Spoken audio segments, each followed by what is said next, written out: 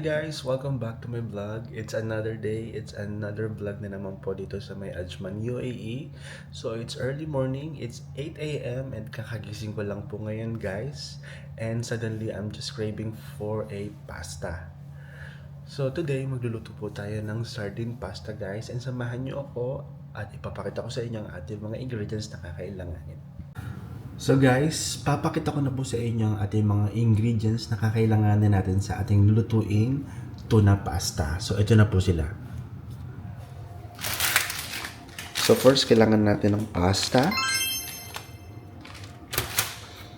Ang ating sardines. Ito ang ating sardines. Kailangan din po natin ng tomato, garlic, at saka onion.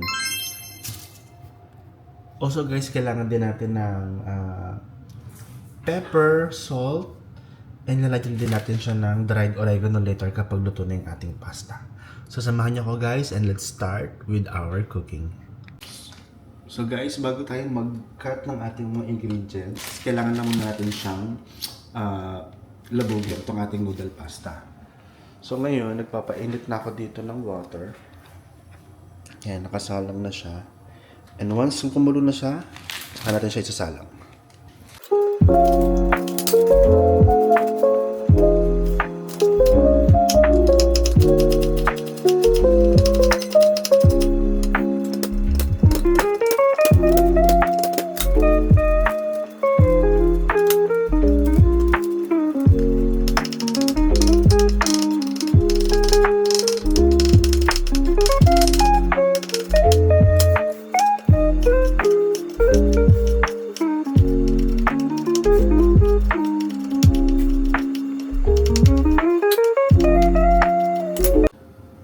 Guys, na-drain at na-smash na rin natin tong ating sardines. Yan. So, yung binili ko palang sardines, guys, it's yung with water and oil. So, wala siya yung sauce. Yung red sauce na tomato sauce. So, guys, nakulo na ang ating water. Pwede na natin ilagay ang ating pasta noodles.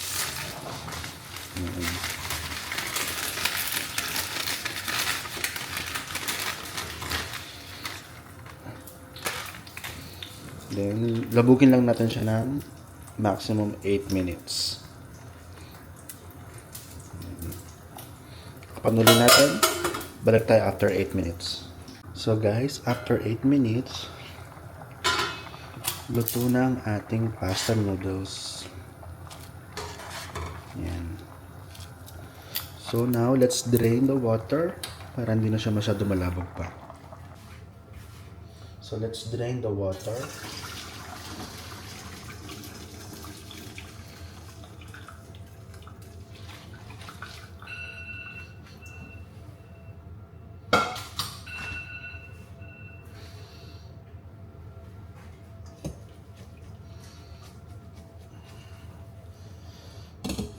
Palamigin lang natin siya ng 5 minutes. Then lutuin na natin yung ating magiging sauce. So ayan guys, mainit na ang ating pan. Mag-isa na po tayo ng ating ingredients. Una na ang ating bawang.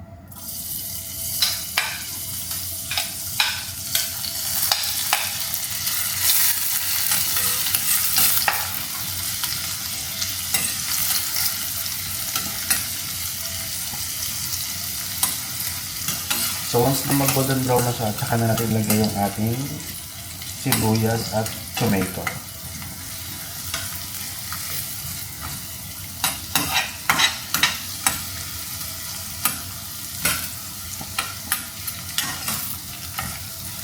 So ayan, medyo nag-golden brown na siya guys. Lagyan na natin ang ating tomato.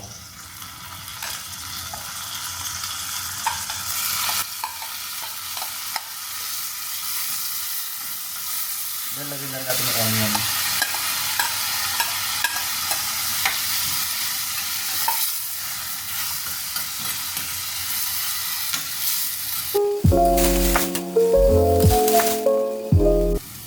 Guys, lagay na rin natin yung ating sardines. Yan.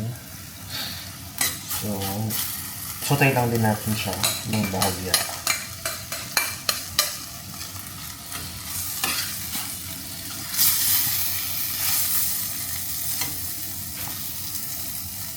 Lagay tayo ng konting water from dun sa pasta kanina.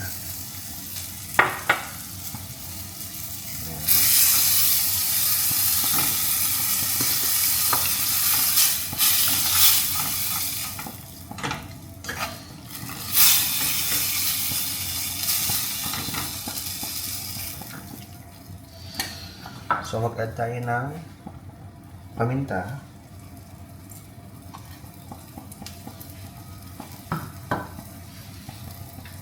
Add na rin tayo guys ng konting salt. And maglagay na rin tayo ng dried oregano.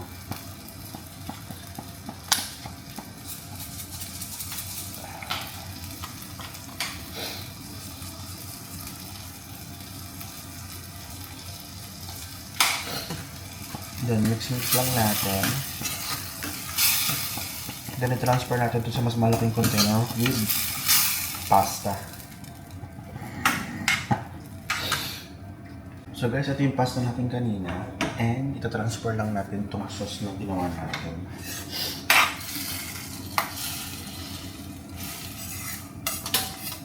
Dinahan-haluin lang natin siya until mag-well blend yung sauce sa ating pasta.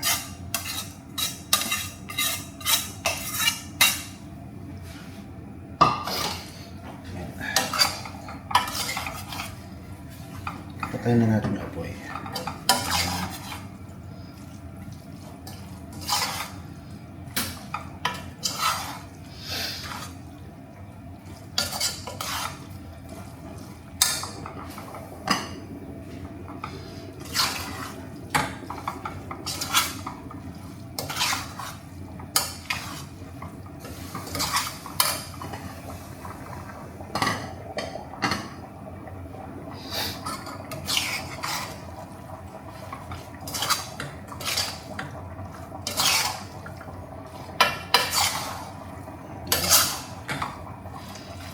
So ayan, nag-well blend na yung ating pasta sa ating ginawang sauce. And dagdagan pa natin siya ng konting salt. And oregano.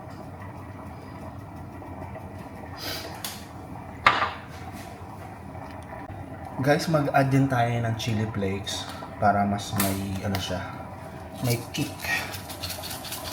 Mas para maanghang siya.